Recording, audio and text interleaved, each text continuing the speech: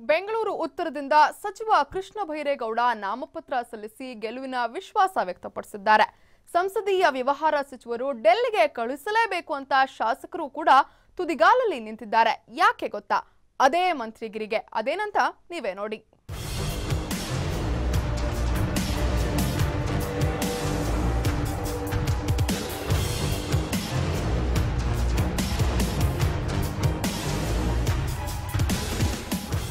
ಬೆಂಗಳೂರು ಉತ್ತರ ಕ್ಷೇತ್ರದಿಂದ ದೋಸ್ತಿಗಳ ಅಭ್ಯರ್ಥಿಯಾಗಿ ಇವತ್ತು ಕೃಷ್ಣ ಬೈರೇಗೌಡರು ನಾಮಪತ್ರ ಸಲ್ಲಿಸಿದರು. ಬೃಹತ್ ಮೆರವಣಿಗೆ ಮೂಲಕ ಬೆಂಗಳೂರು ನಗರ ಜಿಲ್ಲಾಧಿಕಾರಿ ಕಚೇರಿಯಲ್ಲಿ ಆಗಮಿಸಿ ಉಮೇದುವಾರಿಕೆ ಮಾಡಿದರು. ಈ ವೇಳೆ ದೋಸ್ತಿ ಅಭ್ಯರ್ಥಿ ಕೃಷ್ಣ ಬೈರೇಗೌಡರಿಗೆ ಡಿಸಿಎಂ ಪರಮೇಶ್ವರ್, ಎಸ್ಟಿ ಸೋಮಶೇಖರ್, ಜಮೀರ್ ಅಹಮದ್, ಭೈರತಿ ಬಸವರಾಜು ಸೇರಿದಂತೆ ಘಟಾನುಘಟಿ ನಾಯಕರು ಸಾಥ್ ಕೊಟ್ಟರು. ಬಳಿಕ ಮಾತನಾಡಿದ ಕೃಷ್ಣ ಬೈರೇಗೌಡ, ಉತ್ತರ ಶಾಸಕರ ಅಭಿಪ್ರಾಯಕ್ಕೆ ಮಣಿದು ಅಭ್ಯರ್ಥಿಯಾಗಿ ಸ್ಪರ್ಧಿಸಿದ್ದೇನೆ. ಮೈತ್ರಿ ಪಕ್ಷಗಳ ಸಂಘಟನೆ ಶಕ್ತಿ ನನ್ನ ಗೆಲುವಿಗೆ ಅನುಕೂಲವಾಗಲಿದೆ ಅಂತ ಹೇಳಿದರು. ಜೆಡಿಎಸ್ ಹಾಗೂ ಕಾಂಗ್ರೆಸ್ ಅವರೆಲ್ಲರೂ ಸಹ ಒಮ್ಮತದಿಂದ ಒಂದು ಒಳ್ಳೆ ಸಹೃದಯದಿಂದ ನೀವೇ ಅಭ್ಯರ್ಥಿ ಆಗಬೇಕು ಅಂತ ಭಾಳ ಸ್ಪಷ್ಟವಾದಂಥ ಸೂಚನೆ ನಿರ್ದೇಶನ ಕೊಟ್ಟ ಮೇಲೆ ಅವರೆಲ್ಲರ ಅಭಿಪ್ರಾಯಕ್ಕೆ ಗೌರವವನ್ನು ಕೊಟ್ಟು, ಯಾಕಂದರೆ ಅವರೆಲ್ಲರೂ ಅಷ್ಟು ಸ್ಪಷ್ಟವಾಗಿ ಹೇಳ್ತಾ ಇದ್ದಾರೆ ಅಂತ ಹೇಳಿದ್ರೆ ಎಲ್ಲೋ ಒಂದು ಕಡೆ ನಮ್ಮ ಮೇಲೆ ಅವರು ಇಟ್ಟಿರುವಂಥ ಪ್ರೀತಿಗೆ ನಾವು ಗೌರವ ಕೊಡಬೇಕಾಗತ್ತೆ. ಹಾಗೆ ನೋಡಿದ್ರೆ ಲೋಕಸಭಾ ಚುನಾವಣೆಗೆ ಸ್ಪರ್ಧಿಸುವ ಮನಸ್ಸು ಕೃಷ್ಣ ಬೈರೇಗೌಡರಿಗೆ ಇರಲಿಲ್ವಂತೆ. ಸದಾನಂದಗೌಡ ವಿರುದ್ಧ ಸಮರ್ಥ ಅಭ್ಯರ್ಥಿ ಅಂತ ಸಂಸದೀಯ ವ್ಯವಹಾರ ಸಚಿವರನ್ನ ಕಣಕ್ಕಿಳಿಸಲಾಗಿದೆಯಂತೆ. ಇದರ ಹಿಂದೆ ಬೆಂಗಳೂರು ಉತ್ತರ ಕ್ಷೇತ್ರದ ಕಾಂಗ್ರೆಸ್ ಶಾಸಕರ ನಾನಾ ಲೆಕ್ಕಾಚಾರಗಳೇ ಅಡಗಿವೆ. ಕೃಷ್ಣ ಬೈರೇಗೌಡರು ಅಭ್ಯರ್ಥಿಯಾದರೆ ಬೆಂಗಳೂರು ಉತ್ತರದಿಂದ ಸುಲಭವಾಗಿ ಗೆಲ್ಲಿಸಬಹುದು. ಬಿಜೆಪಿಗೆ ಮಲ್ಲೇಶ್ವರಂ ಬಿಟ್ರೆ ಹೇಳಿಕೊಳ್ಳುವಂತಹ ಯಾವುದೇ ಬಲವಿಲ್ಲ. ಹೀಗಾಗಿ ಕೃಷ್ಣ ಬೈರೇಗೌಡರು ಸ್ಪರ್ಧಿಸಿ ಗೆಲ್ಲಲಿ, ಅವರ ಸಚಿವ ಸ್ಥಾನ ನಮ್ಮಲ್ಲಿ ಒಬ್ಬರಿಗೆ ಸಿಗಲಿದೆ ಅಂತ ಯಶವಂತಪುರ ಶಾಸಕ ಎಸ್ಟಿ ಸೋಮಶೇಖರ್ ಹಾಗೂ ಭೈರತಿ ಬ್ರದರ್ಸ್ ಲೆಕ್ಕಾಚಾರ ಹಾಕೊಂಡಿದ್ದಾರೆ.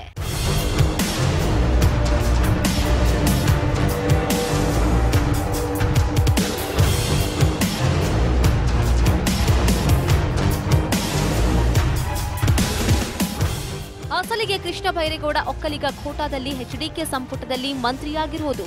ಗೆದ್ದು ಡೆಲ್ಲಿಗೆ ಹೋದ್ರೆ ಒಕ್ಕಲಿಗ ಕೋಟಾದಡಿ ಮಂತ್ರಿಗಿರಿ ಗಿಟ್ಟಿಸಬಹುದು ಅನ್ನೋ ಕನಸು ಕಂಡಿದ್ದಾರಂತೆ ಯಶವಂತಪುರದ ಶಾಸಕರು. ಇದಕ್ಕೆ ಕೆಆರ್ಪುರಂ ಶಾಸಕ ಭೈರತಿ ಬಸವರಾಜ್ ಅಡ್ಡಗಾಲು ಹಾಕಬಹುದೇನೋ.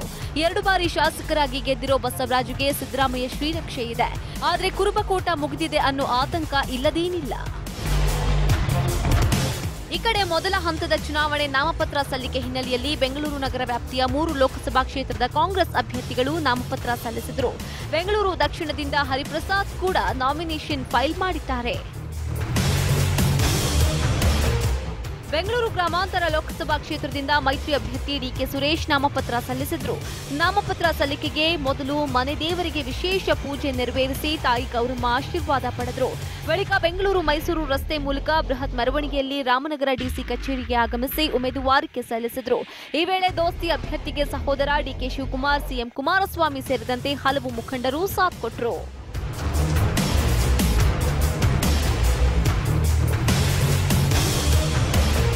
ಕೃಷ್ಣ ಬೈರೇಗೌಡ, ಬಿಕೆ ಹರಿಪ್ರಸಾದ್, ಡಿಕೆ ಸುರೇಶ್ ನಾಮಪತ್ರ ಸಲ್ಲಿಕೆ ನಂತರ ಮಾತನಾಡಿದ ಸಮನ್ವಯ ಸಮಿತಿ ಅಧ್ಯಕ್ಷ ಸಿದ್ದರಾಮಯ್ಯ, ಬೆಂಗಳೂರಿನ 3 ಕ್ಷೇತ್ರಗಳಲ್ಲೂ ನಮ್ಮ ಅಭ್ಯರ್ಥಿಗಳು ಗೆಲ್ತಾರೆ ಅಂತ ವಿಶ್ವಾಸವನ್ನ ವ್ಯಕ್ತಪಡಿಸಿದರು. ಕರ್ನಾಟಕದಲ್ಲಿ ಈ ಲೋಕಸಭಾ ಚುನಾವಣೆಗೆ ನಾವು ಮತ್ತು ಜೆಡಿಎಸ್ನವರು ಒಟ್ಟಾಗಿ ಕೋಮುವಾದಿ ಬಿಜೆಪಿ ಪಕ್ಷವನ್ನು ಎದುರಿಸ್ತಾ ಇದ್ದೇವೆ. ಕರ್ನಾಟಕದಲ್ಲಿ ಸಮ್ಮಿಶ್ರ ಸರ್ಕಾರ ಇದೆ. ಒಟ್ಟಾರೆ ಮೊದಲ ಹಂತದ ಮತದಾನದ ದಿನಾಂಕ ಹತ್ತಿರವಾಗ್ತಾ ಇದ್ದಂತೆಯೇ ಅಭ್ಯರ್ಥಿಗಳು ಮೈಕೊಡವಿ ನಿಂತಿದ್ದಾರೆ. ಬೆಂಗಳೂರಿನ ಉತ್ತರಾಧಿಕಾರಿ ಯಾರು, ಬೆಂಗಳೂರು ದಕ್ಷಿಣೇಶ್ವರ ಯಾರಾಗ್ತಾರೆ ಅನ್ನೋದು ಮೇ 23ರಂದು ಗೊತ್ತಾಗಲಿದೆ. News desk, TV5 Bengaluru.